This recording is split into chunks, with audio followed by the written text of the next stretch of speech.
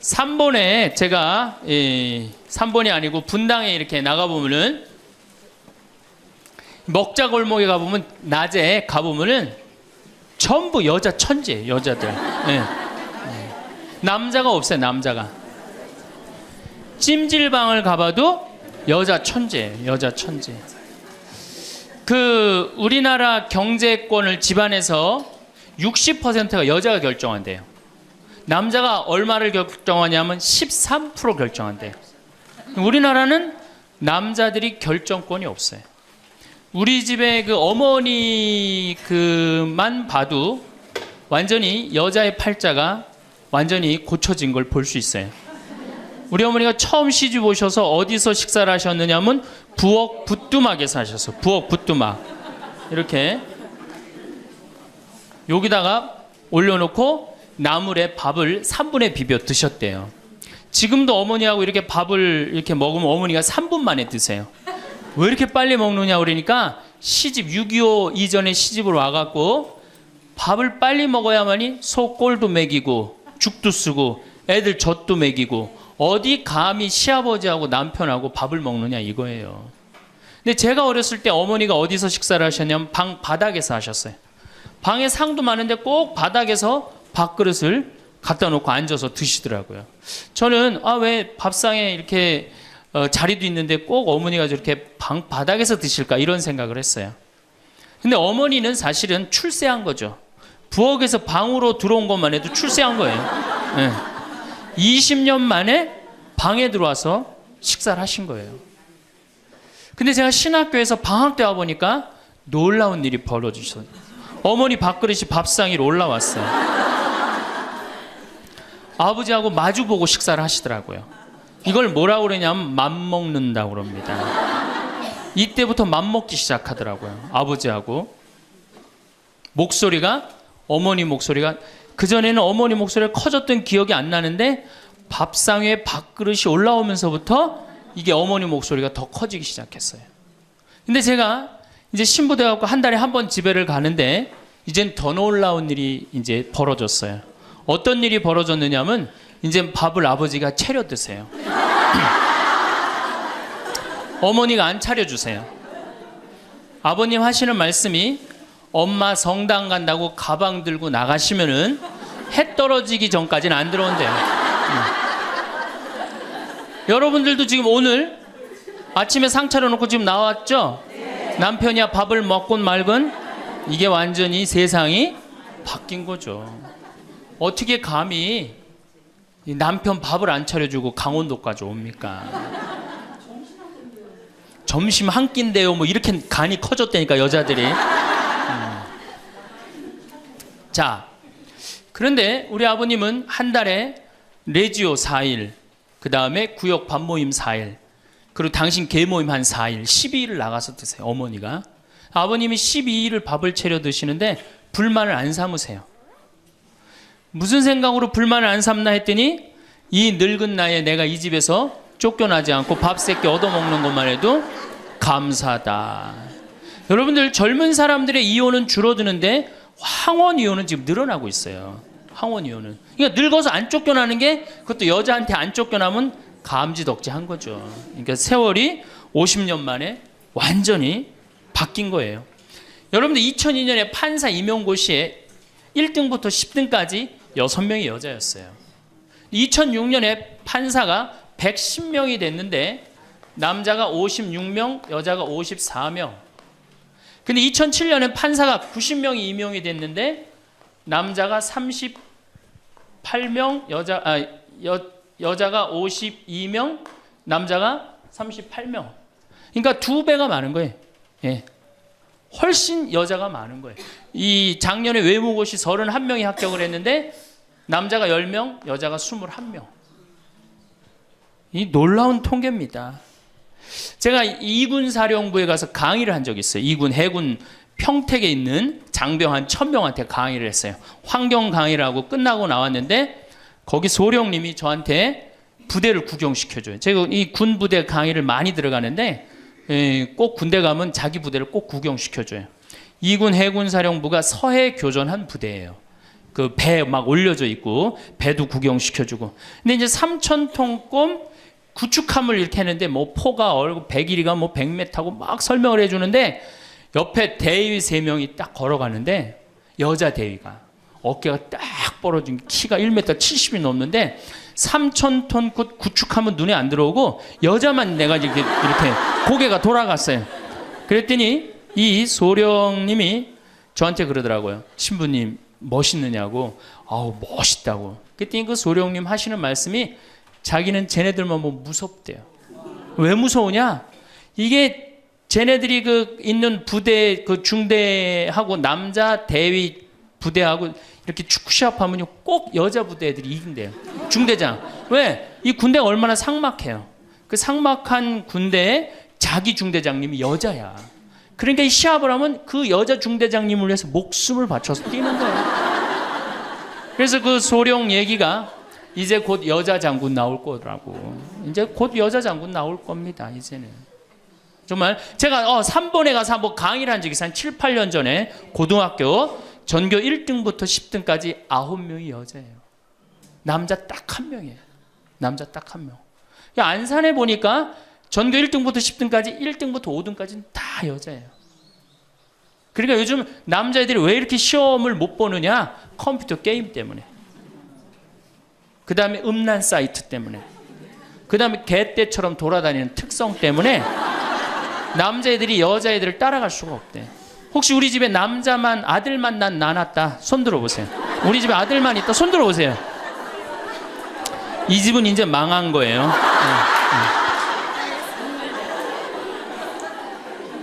여러분들이 지금 조금 새말적으로 멀리 돌아오셨는데 거기에 횡성고등학교 민족4강고등학교가 있어요. 그런데 10년 전에는 여학생이 한 명도 입학을 못했어요. 근데 재작년부터 여학생이 훨씬 많이 입학을 합니다. 어딜 가도 여자가 약진을 하고 있어요. 2007년 여러분들 의사, 변호사, 회계사, 약사 이거 고소득 일자리에 70%가 여자가 차지해요. 남자는 30%밖에 못 차지해요. 그러니까 완전히 이 여자 세상이 온 거죠.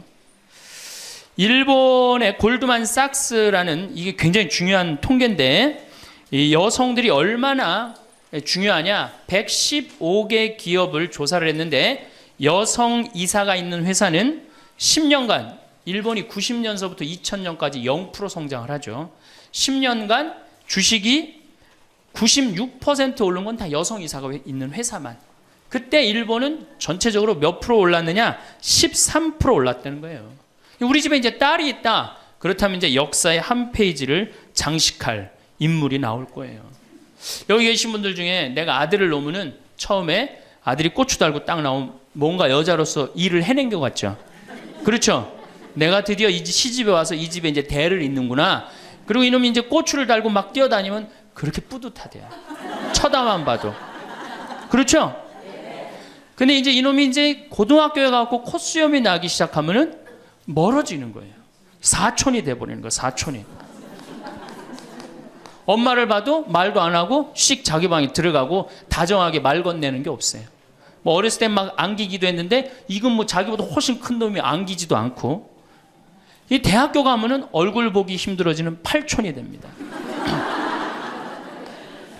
이제 장가를 가면 이제 사돈이 돼버리죠.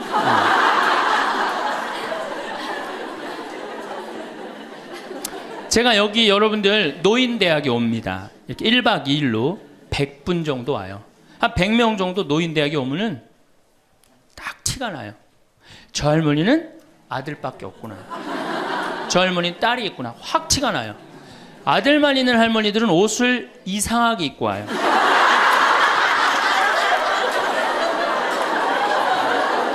그 몸빼 바지 비슷한 거 입고 와요. 아들만 있는 할머니. 아니 관광버스를 타고 여기까지 오는데 1박 2일을 오는데 멋을 좀 내야 되는데 하여튼 몸빼 바지 비슷한 거 입고 와요. 파마를 해도 어떻게 하고 오느냐? 철모 뒤집어 쓴 거 같이 이렇게 하고 와요. 파마를 하고 와도. 그냥 물어보면 제가 물어봐요. 할머니 아들밖에 없죠? 그러니까 아들밖에 없대. 아니 사둔 아들이 엄마가 철모를 뒤집어 쓰든 몸빼바지를 입든 관심 없습니다. 근데 딸이 있는 할머니들은 틀려요. 딸이 있는 할머니들은 이 스카프를 해고 와도 색깔이 벌써 뭐 보라색에 벌써 틀려요. 이 파마 웨이브가 틀려요. 딸이 있는 할머니들은. 네, 딸이 있는 할머니들은 파마 웨이브가 틀려요.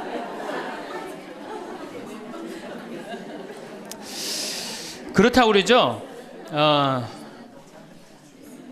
똑똑한 자식은 나라의 자식이 됩니다. 그렇죠? 똑똑한 아들 자식은 나라의 자식이 되고, 돈 많은 자식은 그렇지 사돈의 자식이 되고, 이게 어리삐리한 것만 내 아들로 남아서 평생 고생시키는 거예요. 어리삐리한 것만 내 아들로 남아서 평생을 고생시켜요. 그러니까 여러분들 중에 아들이 있다고 행복하고 뭐 믿고 완전히 시대를 잘못 알고 있는 거예요. 이제는 늙어서도 아들이 있어도 소용이 없는 시대다. 21세기는 자고로 누구의 시대냐? 여성의 시대다. 여성을 무시하면 어떤 공동체든 망하게 되어 있습니다. 어떤 공동체든. 우리나라에서 돈 제일 많이 버는 기업이 삼성이에요. 여성 이사가 제일 많은 회사가 삼성입니다. 아프가니스탄 여성 글도 안 가르쳐요. 그러니까 굶는 거예요. 샘 월튼이라는 분이 있어요. 이분이 누구냐면 월마트 창시자예요. 월마트 아시죠? 세계 최대의 기업이죠. 이 양반이 이제 세상 떠났는데, 이 양반이 뭐라고 그랬냐면, 당신 회사에 결정권을 가지고 있는 여성 이사가 30%가 넘지 않는다면 당신 회사는 10년 후에 망할 걸로 생각해라. 그렇게 얘기를 했어요. 그러니까 이제는 사회에 돈 쓰는 주체는 다 누구예요? 다 여자예요. 제가 수없는 강의를 해도 내 강의를 듣는 대부분은 다 누구예요? 여자들이에요. 남자는 그 시간에 어디가 있어요? 노예처럼 돈 벌러 나가면 그거 먹으러 다녀, 강의 들으러 다녀. 그러니까 돈을 쓰는 주체가 여성이기 때문에 여성을 이해하지 못하는 공동체는 망하게 돼 있어요. 그 많은 기업가들이 그걸 간파한 거예요. 제일 먼저 망할 때가 어디야? 한국 천주교. 모든 결정권이 누가 있어요? 남자들이 있잖아요. 주교님, 신부님들이 다 결정하잖아요. 난 걱정이 앞서요.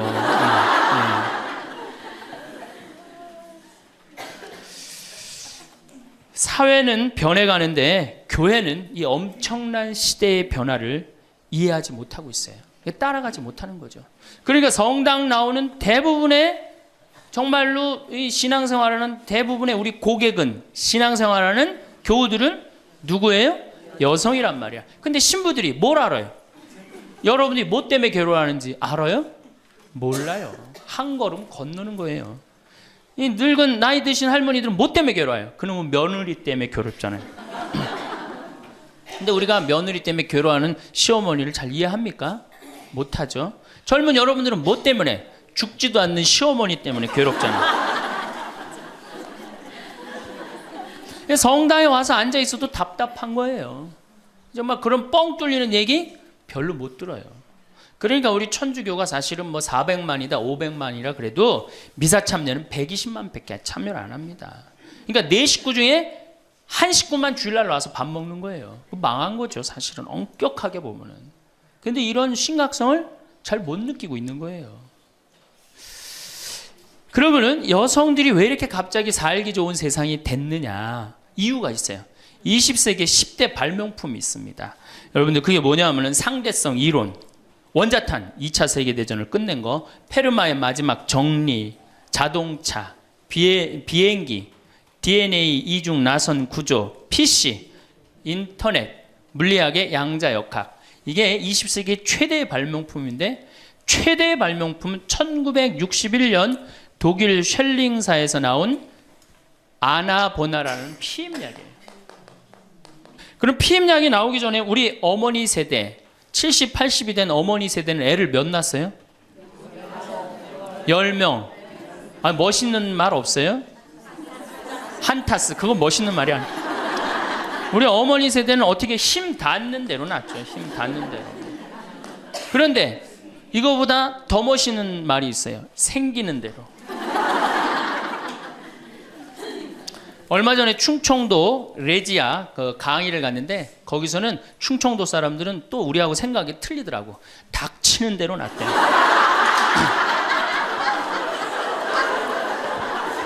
닥치는 대로 놨대. 그러니까 우리 어머니 세대 16에 시집 갑니다. 그렇죠? 16 생식 능력 시작되면 그럼 배가 불러요. 16 시작하고 배가 부르면 17 되면 애가 하나 나와요. 애가 나오면 얼마나 바빠요. 젖 먹여줘야죠. 얼러줘야죠. 논일 나가야죠. 밭일 나가야죠. 우리는 어렸을 때 집에 누에를 키웠어요. 누에 뽕 먹여야죠. 얼마나 바빠요. 그런데 이게 아장아장 걸어다닐만 하면 19 되면 또 어떻게 돼? 또 배불러. 그 20 되면 또 하나 나와. 이 둘이 이제 아장아장 기어다니고 정신이 하나도 없죠. 22 되면 또 배불러요. 23 되면 또 나와요. 그러니까 어디 놀러 가고 싶어도 어떻게 하나는 포대기에 싸고 하나는 젖에 매달고 하나는 옆구리에 끼고 어딜 옛날에 여자들이 놀러를 가요. 집 밖 동네 밖 꿈도 못 꿨습니다. 이렇게 몇 가지 애를 놓냐면 40가지 애를 낳아요. 그러니까 몇 년 동안 애를 놓느냐면 25년 동안 애를 놓는 거예요. 25년 동안. 여러분들 이게 사람이에요? 25년 동안 애를 놓으면 이거는 애를 놓는 게 아니라 새끼 놓고 새끼 키우고 새끼 놓고 새끼 키우고 새끼 놓고 새끼 키우는 거예요. 그러니까 40에 내가 애를 놓으면은 그 애는 내 첫 장남의 애하고 같이 자랍니다. 그러니까 옛날에 할머니들은 요즘 젊은이들은 다 우리 아가야 그러잖아요. 근데 옛날에 할머니는 다 뭐라 그래? 아이고 우리 새끼들 그러잖아요. 막내는 새끼로 안 보이죠. 강아지로 보입니다. 강아지. 아이고 우리 강아지. 그러니까 25년 동안 저렇게 새끼 놓고 새끼 키운 여자 머릿속에 든 게 있느냐? 머릿속에 든 게 있을 수가 없어요. 그렇게 바쁜데 무슨 생각할 시간이 어디 있어요. 그래서 머릿속에 든 거 없는 여자가 집안일 챙겨나면 그 집 망한다. 그래서 암탉 꼬꼬댁 하우스 폭삭 그랬어요. 옛날에는. 그런데 이 피임약이 나오고부터 애가 줄어들기 시작합니다. 4명으로 3명으로 2명으로 이젠 1.05명으로 줄어들었어요. 여자가 애 놓는 시간이 1년으로 줄어들었어요. 1년으로. 여자한테 몇 년의 시간이 자유시간이 주어져요?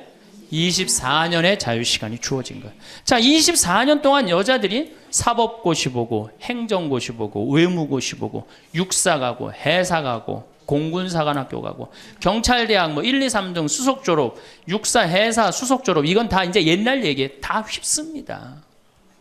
그러니까 여러분들 가정에 우리 집에 아들만 있다. 이 집은 뭐예요? 망한 거예요. 그래서 내가 딸을 둘 놓으면 뭐? 금메달. 그렇죠? 아들 하나 딸 하나 놓으면 은메달. 아들만 둘 놓으면 목메달. 그래요. 목메달. 동메달이 아니에요. 목메달이에요. 목메달은.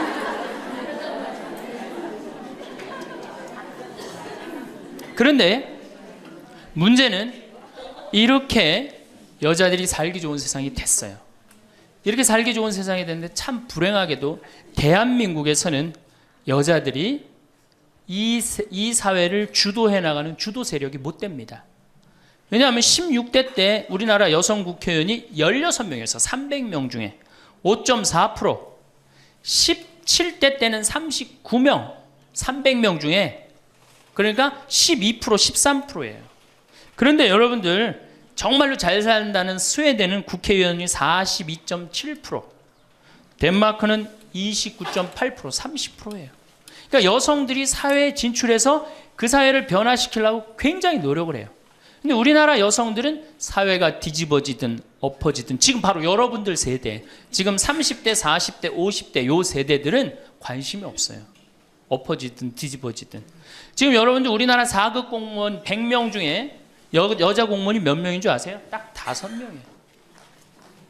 그러니까 미국의 대사분이 우리나라에 이제 있다가 이제 미국에 가면서 한 신문의 칼럼에 글을 쓰고 갔어요. 대한민국 이상하다. 이렇게 여자들이 대학까지 나오는, 이렇게 많이 나오는 나라도 없다. 그런데 대학까지 나온 이 고급 인력이 시집만 가면 다 자기를 관둔다. 참 이상하다. 그래서 한국이 발전을 못하는 거예요. 그 인력이 어떻게 그대로 다 계속 사회를 위해서 노력을 해야 되거든요. 우리가 $10,000에서 $20,000로 넘어갈 때 여성의 사회 참여율이 모든 국가를 통계를 빼보니까 9% 정도 증가했대요. 여성들이 사회에 나가는 게. 우리나라는 1.6%. 사회 안 나가는 거예요. 왜 안 나가요? 두 가지 때문에 안 나갑니다. 이 두 가지, 이 병을 고치지 않는 한 우리나라는 선진국으로 가기도 힘들고 대한민국 정말 행복한 나라로 가기도 힘들어요. 첫 번째 뭐냐? 자식 교육. 여기에 미쳐 있어요. 요즘 내가 이렇게 방송을 보면은 정말로 정신없구나 이런 생각이 들어요. 두 번째로는 텔레비전. 이게 또 방송으로 나가겠지만 이 텔레비전님에 미쳐 있어요. 텔레비전. 이 두 가지 여자들이 완전히 미쳐서 사회에 건강한 세력이 되지 못하는 거예요. 그럼 자식 교육을 가만히 보면은 한번 보세요. 내가 이제 딱 아기를 가졌어. 임신을 했어. 요즘 젊은 엄마들이 임신을 딱 하면은 얼마나 이뻐요. 지금 이제 해도 나고 이제 조금 있으면 더 멋있어질 것 같은데 강도 예쁘고 산도 예쁘고 꽃도 예쁘고 하늘도 예쁘잖아요. 그럼 내가 세상에 태어나갖고 정말 이렇게 행복하게 살았으면 좋겠다 이런 생각하는 엄마들 거의 없어요. 임신을 하는 순간 내 뱃속에 서울대학 C가 들어왔다고 생각을 해요. 이게 얼마나 불행해요. 그래갖고 뱃속에 있는 애한테 글자를 가르칩니다. 도화지를 이렇게 오려서 대한민국, 대통령, 뭐 변호사 뭐 이런 거. 그 다음에 이제 요즘 또 2개 국어를 알아듣는다고 How are you today, my baby? It's raining. 비 온다 이거죠 오늘. 사실 여러분들 태아는 뱃속에 있으면서 10달 동안 잔다고 그래요. 그 애한테 무슨 그래서 그걸 뭐라 그래? 태교라고 그러잖아. 교육을 시키는 거 뱃속에 있을 때부터 얼마나 불행합니까? 뱃속에 있을 때부터 교육을 받으니. 그러니까 엄마의 태를 열고 세상에 나왔어. 그래갖고 3번에 이제 아파트촌이죠. 아파트를 통해서 수리산을 너무너무 보고 싶어 애가. 구름도 보고 싶고 눈도 보고 싶고. 근데 이 잔인한 엄마들이 아니 아무 생각 없는 엄마들이 아파트 베란다 창문에 한쪽에는 가나다라마바 차타카타를 붙여놓고 한쪽에는 A, B, C, D, E, F, G를 붙여. 수리산을 보고 싶어도 보여요 안 보여요? 글자에 가려서 안 보이는 거예요. 내가 누워서 모빌이 돌아가는데 기억 니은 디귿 리을이 막 돌아가요. 모빌이 겨다닐만 하면은 엄마들이 텔레비에는 텔레비전이라고 써놓고 냉장고에는 냉장고라고 써놓고 의자에는 의자라고 써놓고 그러니까 애들이 겨다닐 때마다 글자가 없는 데가 없어요. 그러니까 요즘 애들이 몇 살이면 한글 띱니까? 5살이면 4살 띄어요? 5살이면 한글 띄어요. 여기 계신 분 중에 초등학교 들어가기 전에 한글 띄신 분들 계세요? 없을걸요? 저는 초등학교 1학년 내내 받아쓰기 빵점이었어요. 기억나요? 1년 내내 빵점이었어요. 글자가 뭔 줄 알고 학교를 들어가요. 맨 뛰어놀다가 어머니가 어느 날 갑자기 여기다 수건 딱 달아주니까 이게 학교 가는 건가 보다 하고 학교 갔죠. 2학년 때 전 한글 띄었어요. 근데 내가 5살에 한글을 띈다. 흥분됩니까? 안 됩니까? 드디어 우리 집에 천재 태어났다. 저한테 데리고 옵니다. 신부님 우리 애가 천재인가 봐요. 왜요? 텔레비에 나오는 글자 모르는 글자가 없어요. 5살밖에 안 됐는데 축복기도 좀 해주세요. 안수기도 해달라는 거죠. 그럼 내가 걔 머리에 손을 얹고 뭐라고 그러냐? 이제 네 인생은 쫑났다.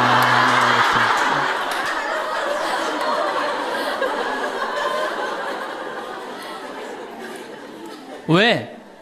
삐아제나 썸머힐이나 몬테소리 같은 유아 교육 이론을 가만히 읽어보면요. 3살, 4살, 5살 때 뇌의 75%가 형성된대요. 이때 고정적인 개념을 가르치지 말라고 그래요. 근데 이 글자를 가르치면 글자는 잘 알지만 뭐를 몰라. 다른 걸 모르는 거예요. 그야말로 이제 똑똑 바보가 되는 거죠. 저한테 이렇게 말하는 엄마들이 참 많아요. 신부님, 우리 애가 머리는 똑똑한데 노력을 안 한다고. 어림도 없는 소리예요. 왜? 얘는 이제 머리가 완전히 막혀 있는 거예요. 이때 어떻게 해야 돼? 저는 어렸을 때 이때 어떻게 자랐느냐면은 스레트에 막 겨다니다가 떨어져갖고 끓는 물에도 떨어져 봤어요. 아, 이게 끓는 물에 떨어지면 디는구나. 그 다음에 팽이 깎는다고 막 낫으로 깎다가 여기 쳐갖고 아직도 여기 이 상처가 있어요. 5살 때 확 뼈까지 잘라갖고 이게 잘라지는 거구나. 이러면서 애가 뭐를 이해해? 세상을 이해한단 말이야. 세상 돌아가는 이치를 깨닫는단 말이야. 그때 돌아가면서. 근데 책상 앞에서 글자만 배운 애는 다른 경험이 전혀 없는 거예요. 그래서 나는 초등학교 때 이렇게 성당에 이렇게 오는 엄마들, 내가 이제 다음 주에도 이제 유치원에 가서 강의를 하는데 엄마들이 그렇게 하는 엄마들이 참 많아. 너 바보야? 왜 이거하고 연결할 줄을 몰라? 이렇게 이해가 안 돼? 그렇게 막 화내는 엄마들 되게 많아요. 여러분들도 자식들 키우면서 이렇게 화낸 자식 있어요, 없어요? 분명히 있는 애는 이제 걔는 똑똑 바보예요. 왜냐하면 하나만 알고 다른 걸 모르는 거예요. 그래갖고 이제 천재인 줄 알고 초등학교에 들여놨더니 남들하고 섞어 놓으니까 어때요? 똑같은 애. 이때부터 이제 학원에 보내기 시작하는 거예요. 무슨 영어 학원, 속셈 학원, 웅변 학원, 피아노 학원, 무슨 요즘 서당도 있다 그래. 서당. 저는요 지금 우리나라 여자들이 얼마나 정신없느냐면요, 무슨 특목 유치원이 있대요. 고등학교 가기 위한 특목 유치원이 있다는 거예요. 이건 초등학교도 아니고. 그래서 9시부터 2시까지 공부를 하고 2시부터 4시까지 시험을 보고 간대요. 6살, 7살짜리 아이가 세상을 막 느끼고 누리고 행복하게 살아가야 되는데 머릿속에 뭐가 들어있는 건지 모르는 거죠. 내 아이가 어떻게 살면 행복한지를 모르는 거죠. 1등만 하면 행복하다고 생각을 하는 거예요. 이게 우리나라의 불행의 시작입니다. 전 국민이 불행한 이유 중에 하나예요. 그러니까 이게 돈이 얼마가 들어가? 20조가 사교육비로 들어간다는 거죠. 20조가. 큰 문제죠. 그래갖고 이제 초등학교 때는 엄마 말을 듣습니다. 왜? 엄마가 나보다 크니까. 때리면 맞아야 되고, 그리고 그때는 막 똑똑하지도 않잖아, 얘가. 근데 딱 6학년만 넘어서 갖고 중학교 1학년만 되면요, 갑자기 엄마보다 애가 커져요. 딸은 그래도 괜찮아. 아들놈이 이렇게 커지면요, 확 커집니다. 그래갖고 이제 학원을 땡땡이를 깠어, 애가. 너 이놈의 새끼 왜 학원 땡땡이 까고 그래? 너 공부 빨리 해야지. 좋은 대학 가서 너 출세하고 행복하지. 뭐가 좋은 대학 가는 게 행복해? 그래갖고 딱 때리려고 그러면, 말 안 들으면 때리려고 그러죠. 여러분들 그러죠? 그러면 이제 아들이 딱 엄마 손을 딱 잡고 내려다보면서 중요한 게 있어요. 흰 눈동자 95%,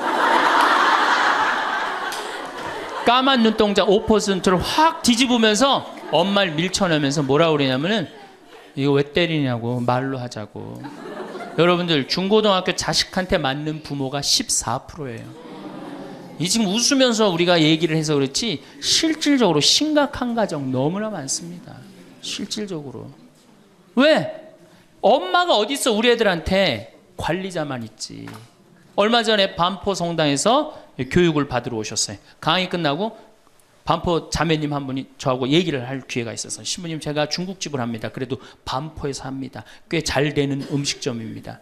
제가 중국 음식점에 엄마들이 점심 때 갖고 탕수육 하나 시켜갖고 애 스케줄 관리해 준다는 거예요. 아니 그거 시켜놓고 학원 어디 가고 몇 시에 뭐 가고.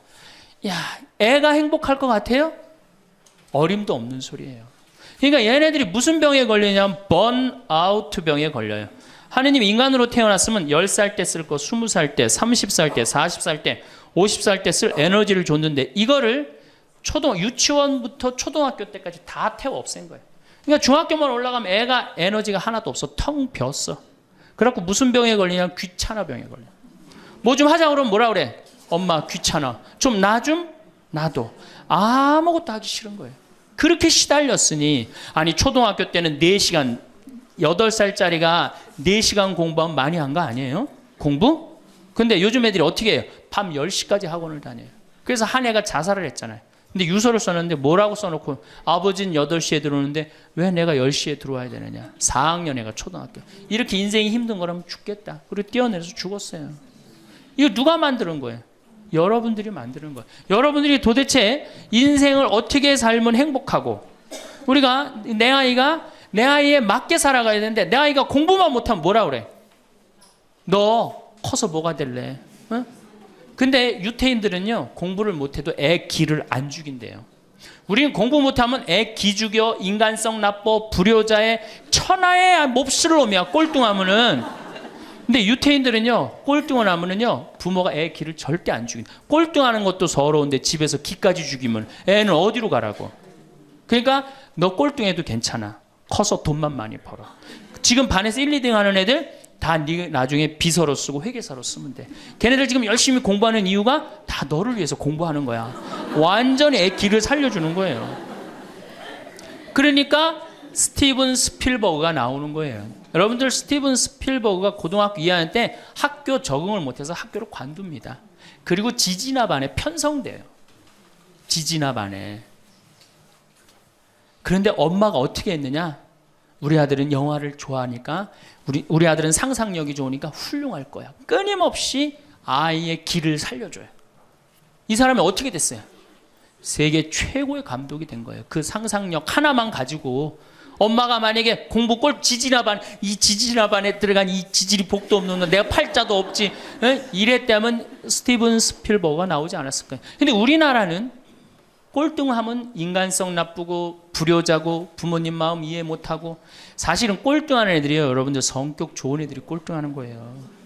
이 유한 애들이 독한 놈들이 1등하는 거예요. 여러분들 자식들 중에 1등하는 애들이 있으면 독한 애들이에요. 그거 좋아할 거 하나도 없어요. 자, 이제 우리가 자녀들, 이제 엄마들이 무슨 생각을 하냐면, 내가 내 아이를 정말로 행복하게 키운다는 생각, 아니면 차라리 신앙으로도 키워야 되는데, 이게 대학에 미쳐 있기 때문에 중학교 3학년, 고등학교 3학년 때 미사를 안 나가면은 은근히 눈을 감아줘요. 은근히 눈을 감아줘요. 이때 막 강하게 얘기를 안 합니다. 근데 사실 이게 이제 우리가 정말로 잘못 키우는 거죠. 자식을 완전히 잘못 키우는 거예요. 우리가 우리 자식들을 질서를 알게 키우든가, 아니면 예의를 알게 키우든가, 아니면 사랑을 알게 키우든가, 봉사를 알게 키워야 되는데, 너 편안하고 너 1등만 하면 최고야. 네가 1등만 하면 모든 게 다 용서돼. 그런 거예요. 우리가 얼마나 자식을 잘못 키우느냐 하면, 제가 이제 20년 전이에요. 신학교 졸업하고 내 동창 신학생하고 제주도 여행을 가기로 했어요. 근데 내가 이제 혼자 이제 돈이 없어갖고 이제 나하고 같이 가서 부산에 가서 비행기를 탔어요. 24년 만에 처음으로 비행기를 탄 거예요. 참 굉장히 설레고 막 기대되더라고. 그래서 창가에 앉으면 막 밑에 내려다 보이는 거, 막 꽃피는 팔도강산의 마지막 해가 그 장면이었어요. 비행기 타고 막 아래 내려다 보는 거. 그래서 나도 그걸 꿈꾸면서 나 비행기를 탔어요. 근데 마침 주님께서 날 도와주셔갖고 제가 창가에 딱 앉았어요. 그럼 내 옆에 내 신학생이 옆에 앉고, 그래갖고 폼을 있는 대로 바깥에 내다보고 막 난리를 치는데, 저쪽에서 이제 젊은 엄마가 한 5살짜리 아이의 손을 잡고 또박또박 걸었는데 왠지 불안하더라고. 그러더니 아니나 달라 바로 내 옆자리, 내 좌석 옆자리에 딱 앉는 거예요. 근데 이 5살짜리 놈이 엄마한테 졸르기 시작하는 거야. 엄마, 나 창가에 앉고 싶다는 거예요. 그런데 이 엄마가 안 돼. 여긴 네 자리고 저긴 저 형 자리이기 때문에 너는 여기 앉아서 가야 돼. 이렇게 말하면 얼마나 좋겠어요. 내 쪽 확 돌아서더니, 학생, 우리 아들이 처음 비행기를 타는데 창가에 앉고 싶으니까 자리 좀 양보해 달라는 거예요. 여러분들, 5년 만에 처음 탄 놈이랑 24년 만에 처음 탄 놈이랑 어느 놈이 더 애절할 것 같아요? 이건 24년 만에 탄 놈이 훨씬 애절해요. 그런데 제가 나도 처음 탔기 때문에 자리를 못 양보하겠다 이렇게 말할 수가 없더라고. 그래서 제가 자리를 양보했어요. 근데 이놈이 비행기가 뜨자마자부터 자는 거예요. 내가 내리는 동안 내내 째려보면서 결심한 게 있어요. 내가 죽을 때까지 저놈 얘기를 하리라. 그래서 지금 하는 거예요. 지금 20년째 지금 하고 있어요. 근데 내가 이제 배를 타고 목포로 와서 이제 기차를 타고 올라오는데, 목포에서 조금 광주쯤 지났을 거예요. 어떤 아이가 초등학교 한 4학년쯤 되는 애가 막 땀을 막 삐질삐질 흘리면서 배를 움켜쥐더라고요. 너 왜 그러냐니까 배가 너무 아프대. 나는 이제 좌석이 있고 그 아이는 서서 있는데, 비행기 자리도 내준 놈이 기차 자리 하나 못 내주겠어요? 너 여기 와서 앉아라. 나 괜찮으니까. 그래갖고 얘가 이제 내 자리에 앉아서 30분을 가는데, 그 엄마가 한참 보더니 일으키더라고요. 너 일어나라고. 그 학생한테 자리를 내주라고. 나 괜찮다고. 근데 그 엄마 말이 아직도 기억에 나요. 내 아이가 난 질서를 아는 아이로 자랐으면 좋겠다. 아프다고 이렇게 다 하면은 나중에 커서 얘가 뭘 알겠냐. 자기 편안한 대로 살 거 아니냐. 그러니까 나를 도와달라고 그 엄마가 그러더라고요. 이제 시간이 지나서 나는 그렇게, 지금 그 비행기에서 내 자리 뺏은 놈은 지금도 엄마 속을 썩일 거고, 그 기차 자리에서 일어난 아이는 지금 엄마의 영광이 됐을 거예요. 근데 우리가 자식을 키울 때 어떤 기준으로 키우느냐, 이 굉장히 중요합니다. 어쨌든 신부님은 결혼을 안 해갖고 자식의 소중함을 몰라서 그런 답답한 소리를 합니다. 그래갖고 이제 어떻게, 내 아이가 이제 서울대학을 갈 줄 알았더니 지방 무슨 제3대학을 졸업을 했어. 네. 졸업을 해갖고 취직을 했어. 그럼 부모 역할 다 한 거야, 안 해요? 부모 역할 다 한 거예요. 역사적으로 자식이 농사를 지을 줄 알았으면 부모 역할 다 했어요. 공자님 시대 평균 연령이 몇 세였냐면 38세였어요. 16에 시집을 가갖고 32, 33 때면 내 아이가 16이 됐을 때 부모가 기다려줬어요, 안 기다려줬어요? 안 기다려줬어요. 죽었어요. 그러니까 옛날에는 자식이 부모한테 애절합니까? 안 애절합니까? 애절해요. 죽지 말라고. 그러니까 옛날에는 장남이 어머니 아버지 돌아가시면 어떻게 손가락 깨물어서 단지해드렸어요. 입에다 피 넣어드렸어요. 그건 어느 장남이나 부모가 30대 돌아가면 다 합니다.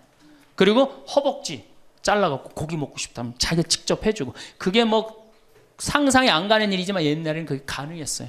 왜? 이렇게 날 키우고 지금 죽으면 어떻게 하느냐. 그리고 옛날에 장남이 죽지 말라고 그러는 이유가 있어요. 왜 죽지 말라고 그러면 동생이 13, 17, 4, 1살이란 말이야. 아니 이렇게 나눠놓고 지금 죽으면 이거 누가 키워야 돼? 장남이 키워야 되잖아요. 그러니까 죽지 말라고 그랬던 거예요. 근데 우리 어머니가 60까지 살았어. 그러면은 이 1살이 시집 장가 가는 나이예요. 그러니까 장남이 너무 고맙다고, 이렇게 내 동생 다 키워줘서 너무 고맙다고 잔치를 해준 게 바로 회갑 잔치, 환갑 잔치예요. 그러니까 옛날에는 환갑이 굉장히 의미가 있었어. 근데 요즘은 환갑을 차려줬는데도 이게 안 죽네.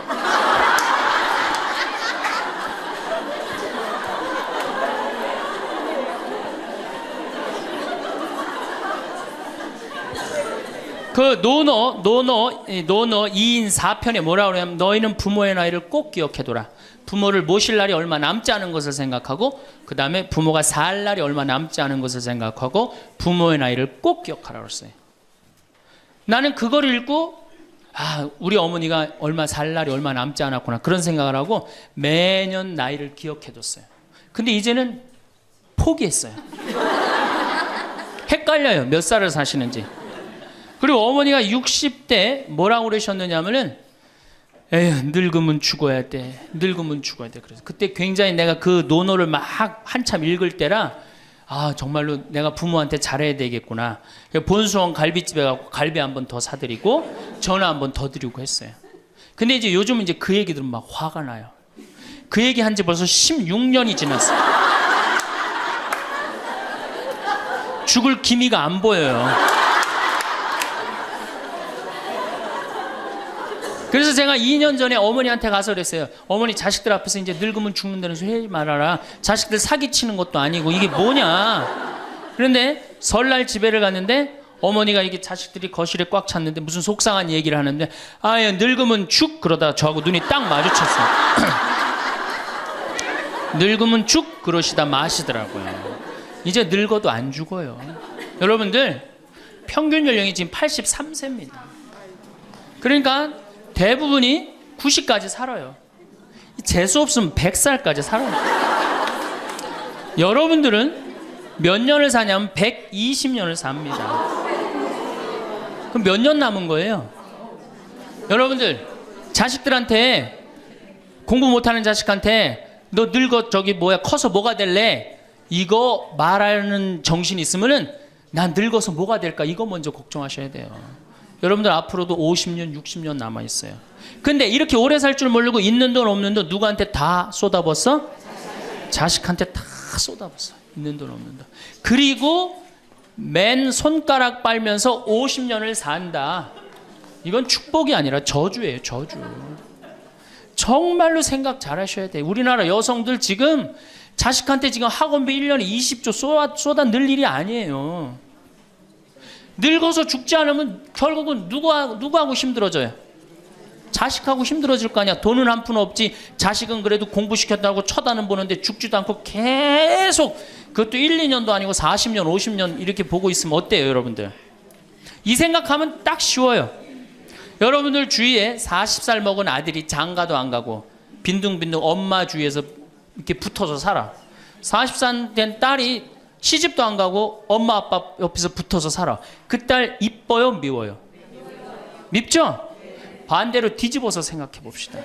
우리 엄마가 90이 됐는데 죽지도 않고 빈둥빈둥 나한테 매달려서 살아. 그럼 그 자식 이쁠 것 같아요? 부모가 이쁠 것 같아요? 안 이쁠 것 같아요? 미워요. 이건 어쩔 수 없어요. 특히 아들이 모시는 게 아니잖아요. 며느리한테 얹혀 살면 더 힘든 거예요. 이 우리 현실의 현실. 계산상 안 맞아. 계산상 20년 키웠으면 20년어치만 받아 먹어야 될 거 아니야. 안 그래요? 20년 키웠으면 20년어치만 받아 먹으면 되잖아. 근데 이건 20년 키우고 지금 50년 뭐 60년 이렇게 받아 먹게 생겼어요. 내가 고등학교 3학년 때까지 어머니 아버지가 저를 키워줬어요. 고등학교 3학년 때까지 참 고맙더라고요. 신부가 돼서 그런 생각했어요. 그래도 옛날에는 뭐 신부가 집안 떠난다 그러지만 지금은 뭐 집안하고 신부하고 연관이 많아요. 그래서 내가 그래도 어머니 아버지가 나를 20년 키워줬으니까 내가 20년은 갚으리라. 20년 얻어먹었으니까 20년은 갚으리라. 그런 생각을 했어요. 참 기특한 생각을 했죠. 내 첫 활동비가 46만 원이었어요.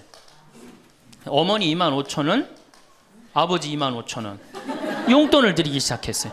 한 달이. 지금 17년째 한 달도 안 빠지고 용돈을 드려요. 지금은 좀 많이 드리죠. 뭐 강의 다니고 그러니까 조금 제가 강사료 있으면 한 달에 뭐 5번, 6번 강의를 나가니까 그 강사료 중에 하나만 나눠줘도 용돈 많이 드리는 거예요. 17년 드려요. 한 달도 안 빠지고. 제가 생각해도 제가 기특해요. 이제 3년만 하면 끝나는 거예요, 이제.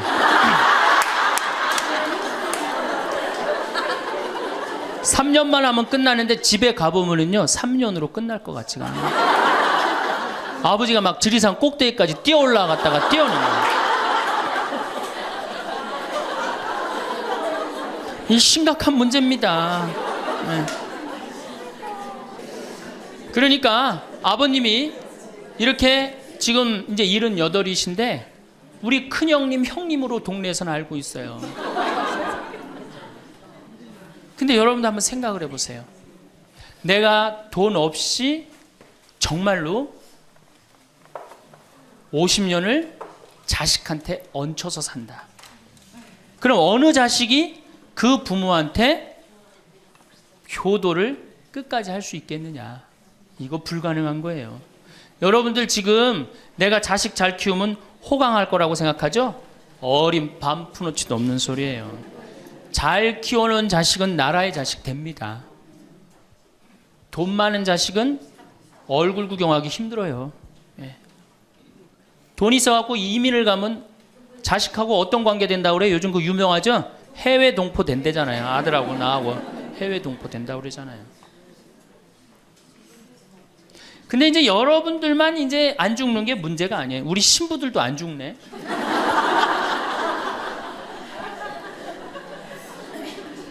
신부들이 내가 신부 될 때 우리 수원교회 은퇴사제가 한 분 계셨어요.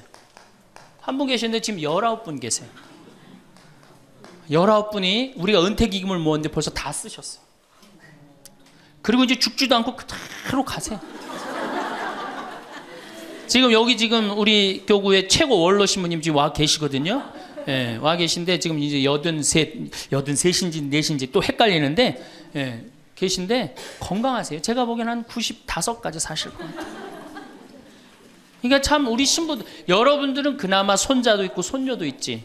우리 신부들은 아무것도 없잖아. 은퇴하면은 땡이에요, 땡. 교우들이 찾아와요. 이거 1년 겨우 찾아고 1년 지나고 나면 내가 은퇴 신부님들 가보면 하루 종일 혼자 계세요. 그것도 1년 365일. 그러니까 이탈리아는 어떻게 은퇴를 안 합니다. 신부님들이. 절대 은퇴 안 해요. 왜? 외로운 걸 아니까. 이 실제로 있었던 일인데 93살 먹은 할아버지 신부님이 은퇴를 안 하는 거예요. 여러분들 시어머니 93살 되면 제정신이에요? 제정신 아니에요? 아니 93살 먹은 신부님이, 아니 93살이 정신이 오락가락 하는 거예요. 그러니까 이게 이 신부님이 혼배 때 이제 장례 강론하고 장례 때 혼배를 강론하고 막 이러는 거예요. 주교님이 머리가 아픈 거예요. 그래서 하루는 주교님이 찾아가서 신부님한테, 신부님 이렇게 은퇴하라고 그래도 은퇴도 안 하시고 이렇게 맨날 이렇게 헷갈려 하시고 하니 내가 보자 하나 보내줄 테니 그 보자 받아갖고 어려운 건 보자를 시켜라. 그래서 신부님 너무 기분이 좋대. 보자가 딱 온다 그러니까. 보자가 왔는데 70살짜리를 보내는 거예요. 70살짜리를 보내는 거예요.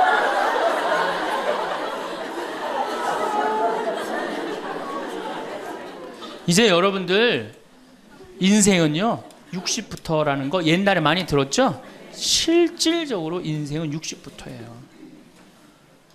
우리 이런 노래 알죠? 노세 노세 젊어 노세 늙어지면 못 노나니, 이런 노래 있죠. 이게 100년 전에 우리 조선시대의 평균 연령이 46세였어요. 이때는 늙어서 놀 수가 없었어. 왜? 젊어서 다 죽었으니까. 근데 이 노래 이제 완전히 고쳐야 돼. 노세 노세 늙어 노세 늙어지면 안 죽나니. 이제 안 죽어요. 이제 안 죽어요.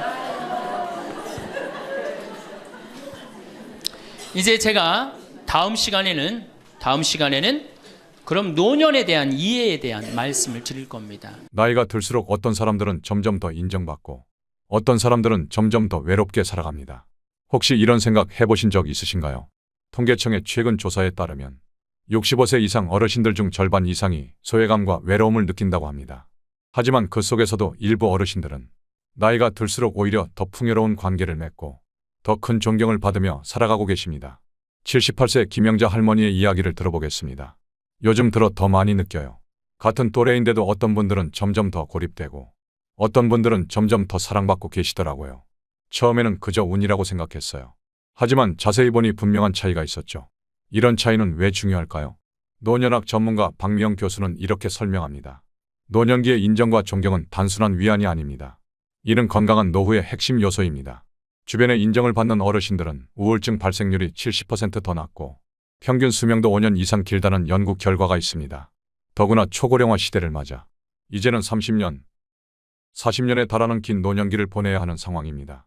이 긴 시간을 어떻게 보낼 것인가는 이제 우리 모두의 과제가 되었습니다. 83세 박명수 할아버지는 이렇게 말씀하십니다. 처음에는 저도 몰랐어요. 그저 나이가 들면 자연스럽게 존경받게 되는 줄 알았죠. 하지만 그게 아니더군요. 인정받는 노년은 저절로 오는 게 아니라 하나하나 만들어가는 것이었어요. 특히 요즘처럼 빠르게 변화하는 시대에는 더더욱 그렇습니다. 실제로 서울대학교 노년연구소의 조사에 따르면 나이가 들수록 인정받으며 사는 분들에게는 특별한 공통점이 있다고 합니다. 그리고 이런 특징들은 누구나 실천할 수 있는 것들이라고 하죠. 노인심리학 전문가 김현우 교수는 이렇게 설명합니다. 나이가 들수록 인정받는 삶을 사는 분들에게는 분명한 공통점이 있습니다. 그것은 단순한 습관이나 태도가 아닌 삶에 대한 깊은 통찰과 실천에서 비롯된 것들입니다. 더 고무적인 것은 이러한 특징들이 나이와 상관없이 지금부터라도 시작할 수 있다는 점입니다. 오늘은 그 10가지 특별한 비밀을 함께 알아보도록 하겠습니다. 이 비밀들은 단순한 처세술이 아닙니다. 나이 듦을 아름답게 만드는 진정한 지혜가 될 것입니다. 첫 번째 특징은 매일 새로운 것을 배우려는 자세입니다. 나이가 들수록 새로운 것을 배우기 꺼려하는 경우가 많습니다. 하지만 인정받는 어르신들의 가장 큰 특징은 끊임없이 배우고 성장하려 한다는 점입니다. 75세 정순자 할머니의 이야기를 들어보겠습니다. 처음 스마트폰을 배우려 할 때 주변에서 많이 말렸어요. 그 나이에 뭘 그런 걸 배우냐고. 하지만 저는 시작했죠. 처음엔 정말 힘들었어요. 손주들한테 같은 걸 10번도 넘게 물어보면서 미안하기도 했고 부끄럽기도 했죠. 그런데 6개월이 지나니까 달라지더군요. 이제는 카카오톡으로 친구들과 대화도 하고 유튜브로 요리도 배우고 며느리가 얼마 전에 그러더군요. 어머니처럼 스마트하게 나이 들고 싶다고. 그 말이 얼마나 기뻤는지 몰라요. 82세 김영호 할아버지도 비슷한 경험을 하셨습니다. 일주일에 한 가지씩 새로운 걸 배우기로 했어요. 지난주는 영어 인사말을, 이번 주는 스트레칭 동작을 배우고 있죠. 처음에는 쑥스러웠는데 이제는 이게 제 자랑이 됐어요. 손주들이 저를 보고 우리 할아버지는 대단해 라고 말할 때 그 뿌듯함이란 나이 든다고 멈추지 않는 게 중요한 것 같아요. 두 번째 특징은 긍정적인 생각과 말버릇입니다. 나이가 들면서 자연스럽게 부정적인 말들이 늘어나기 쉽습니다. 하지만 인정받는 어르신들은 긍정적인 언어를 사용하려 특별히 노력합니다. 79세 장미숙 할머니의 경험을 들어보겠습니다. 제가 3년 전부터 시작한 게 있어요. 하루에 3번은 꼭 좋은 말을 하자는 거였죠. 아침에 일어나면 거울 보면서 오늘도 좋은 하루구나 하고 말하고, 점심때는 주변 사람에게 감사한 말을 하고, 저녁에는 하루를 정리하며 긍정적인 말로 마무리해요. 처음에는 어색했어요. 괜히 꾸미는 것 같고 뭔가 오글거렸어요. 그런데 이게 습관이 되니까 신기하더군요. 실제로 제 마음도 달라지고 주변 사람들의 반응도 달라졌어요. 요즘은 이웃들이 절 보면, 할머니 보면 기분이 좋아진다고 하네요. 84세 박상철 할아버지는 이렇게 실천하십니다. 매일 아침 공원을 산책하는데 그때 만나는 모든 사람에게 밝게 인사하고 좋은 말 한마디씩 해요. 오늘 참 상쾌한 아침이죠. 운동하시는 모습이 보기 좋네요. 이런 식으로요. 처음에는 쑥스러웠는데 이제는 동네 사람들이 절 기다린대요. 할아버지의 아침 인사가 힘이 된다고. 말 한마디가 이렇게 큰 힘이 될 줄은 몰랐습니다. 세 번째 특징은 남을 돕는 일에서 보람을 찾는 것입니다. 나이가 들수록 도움을 받기만 하는 존재가 되었다고 생각하시는 분들이 많습니다. 하지만 인정받는 어르신들은 오히려 자신이 할 수 있는 범위 내에서 끊임없이 남을 돕는 일을 찾습니다. 77세 최영자 할머니의 이야기를 들어보겠습니다. 5년 전부터 시작한 일이 있어요. 매주 토요일마다 복지관에서 독거노인 도시락을 만드는 일이죠. 처음에는 그저 시간 때우기로 시작했는데 어느 날 한 할머니가 그러시더군요. 최 선생님이 만든 도시락은 엄마 손맛이 난다고.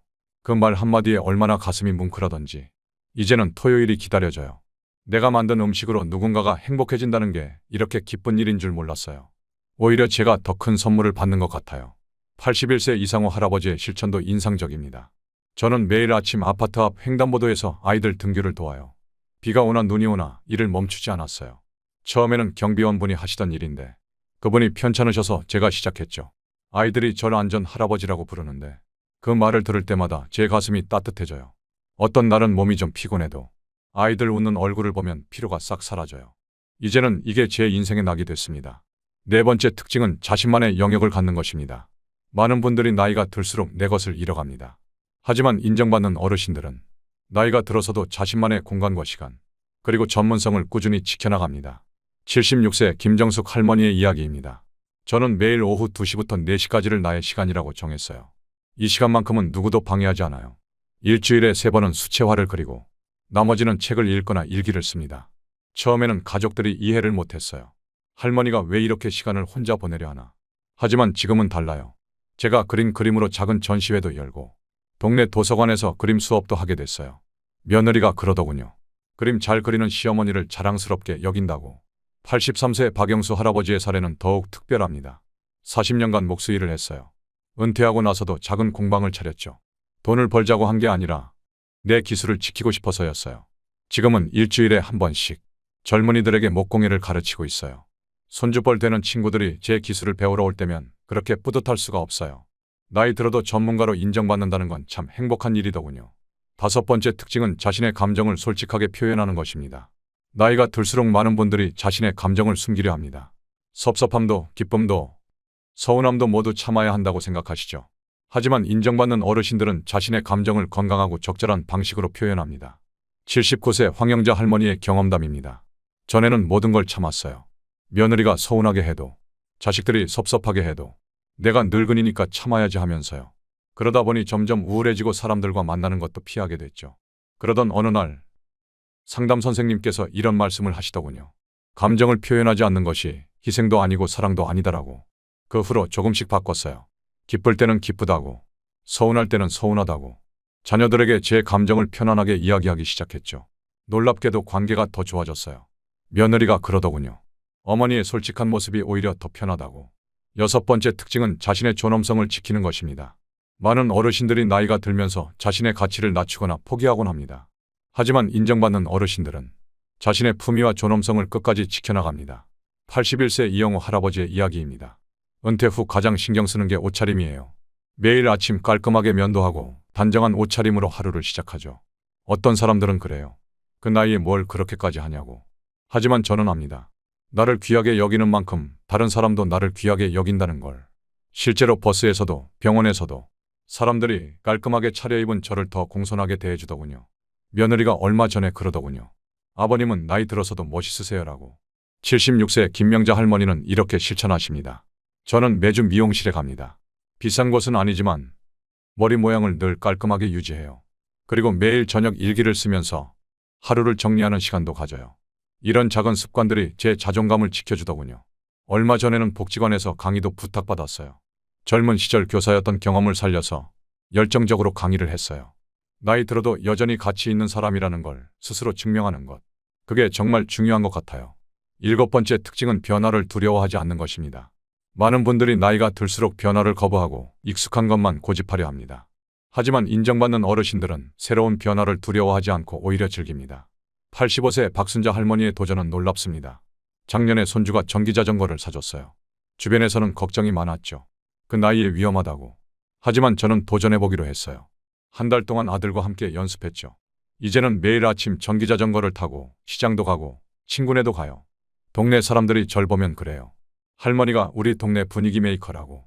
나이는 숫자일 뿐 마음만 젊으면 못할 게 없더라고요. 78세 최병철 할아버지도 비슷한 경험을 하셨습니다. 스마트폰을 처음 샀을 때였어요. 손주들이 카톡으로 대화하자고 하더군요. 처음에는 너무너무 어려웠어요. 이모티콘도 어렵고 문자 입력도 힘들고 하지만 될 때까지 포기하지 않았죠.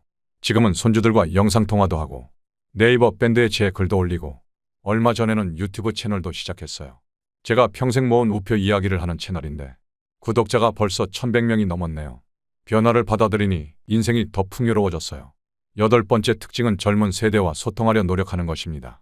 나이가 들수록 같은 세대와만 어울리기 쉽습니다. 하지만 인정받는 어르신들은 젊은 세대와 적극적으로 소통하려 노력합니다. 이는 단순한 대화가 아닌 그들의 문화와 생각을 이해하려는 진정한 노력입니다. 82세 장미영 할머니의 사례입니다. 매주 토요일이면 복지관에서 청년들과 이야기 모임을 가져요. 처음에는 어색했죠. 말투도 다르고 생각이나 관점도 다르고 하지만 오히려 다른 부분이 시간이 지날수록 더 재미있어지더라고요. 요즘 젊은이들이 무슨 고민을 하는지 어떤 꿈을 꾸는지 들으면서 제 생각도 많이 바뀌었어요. 젊은이들도 저를 보며 그런데요. 할머니와 대화하면서 나도 나이 드는 게 덜 두렵게 됐다고. 세대 차이는 벽이 아니라 다리가 될 수 있더군요. 75세 김영수 할아버지는 이렇게 실천하십니다. 저는 일부러 젊은 사람들이 많이 가는 카페에 가서 책을 읽어요. 처음에는 어색했지만 이제는 젊은이들이 가끔 먼저 다가와서 이야기를 건네곤 해요. 지난주에는 한 대학생이 제 인생 이야기를 듣고 싶다며 인터뷰를 요청하더군요. 그때 느꼈어요. 나이 차이는 마음의 문제라는 걸. 9번째 특징은 자신만의 이야기를 만들어가는 것입니다. 많은 분들이 나이 들수록 새로운 이야기를 만들기보다 과거의 이야기만 반복하게 됩니다. 하지만 인정받는 어르신들은 매일 새로운 이야기를 만들어가며 살아갑니다. 77세 이정숙 할머니의 이야기입니다. 제가 평생 주부로만 살았잖아요. 은퇴라는 것도 없었죠. 그러다 보니 어느 순간 더 이상 새로운 이야기가 없더라고요. 그래서 시작한 게 하루 한 줄 새로운 이야기 쓰기예요. 오늘 처음 본 꽃 이야기, 새로 만난 이웃과 나눈 대화, 손주에게 배운 신기한 것들. 이렇게 매일 새로운 이야기를 만들다 보니 사람들이 제 이야기에 귀 기울이기 시작하더군요. 며느리가 그러더라고요. 옛날엔 몰랐는데 이젠 시어머니의 이야기가 재미있다고. 83세 박상철 할아버지의 도전도 인상적입니다. 작년부터 인생 2번째 이야기를 쓰고 있어요. 은퇴 전에는 회사원이었는데 이제는 동네 역사 해설사로 활동하고 있죠. 우리 동네 골목골목의 역사를 제가 직접 조사해서 이야기로 만들어 책 한 권에 정리했어요. 처음에는 아무도 관심 없을 거라 생각했는데 이제는 초등학교에서도 강의 요청이 오고 방송국에서도 취재를 오더군요. 나이 들어도 새로운 이야기를 만들어갈 수 있다는 게 얼마나 큰 행복인지 몰라요. 마지막 10번째 특징은 감사하는 마음으로 살아가는 것입니다. 나이가 들수록 불평과 원망이 늘어나기 쉽습니다. 하지만 인정받는 어르신들은 매 순간 감사할 것을 찾으며 살아갑니다. 81세 최정희 할머니의 이야기입니다. 매일 아침 일어나면 제일 먼저 하는 게 있어요. 거울을 보면서 3가지 감사한 일을 말하는 거예요. 오늘도 건강하게 일어난 것에 감사. 창밖에 아름다운 하늘에 감사. 나를 사랑해주는 가족이 있음에 감사. 처음에는 형식적이었는데 하다 보니 정말 마음이 달라지더군요. 예전에는 보이지 않던 작은 행복들이 하나둘씩 보이기 시작했어요. 며느리의 작은 배려, 이웃의 따뜻한 인사 한마디. 그러다 보니 제 표정도 밝아지고 목소리도 달라졌나 봐요. 당연해 보이는 것을 감사한 것으로 자꾸 바꾸다 보니 원망이 행복으로 바뀌더라고요. 얼마 전 손녀가 그러더군요. 할머니는 나이 들수록 더 예뻐지신다고. 그 말이 얼마나 기쁘던지. 지금까지 나이 들수록 인정받는 분들의 10가지 특징을 살펴보았습니다. 86세 김순덕 할머니의 마지막 말씀이 우리에게 깊은 울림을 주고 있습니다. 늦었지만 이제야 알 것 같아요. 인정받는 노년은 그저 주어지는 것이 아니라 자신이 노력해서 하나하나 만들어가는 것이라는 걸 매일 아침 거울을 보며 다짐해요.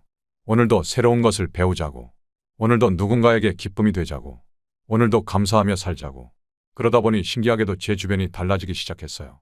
더 많은 미소를, 더 따뜻한 눈길을, 더 깊은 존경을 받게 됐죠. 그제야 깨달았습니다.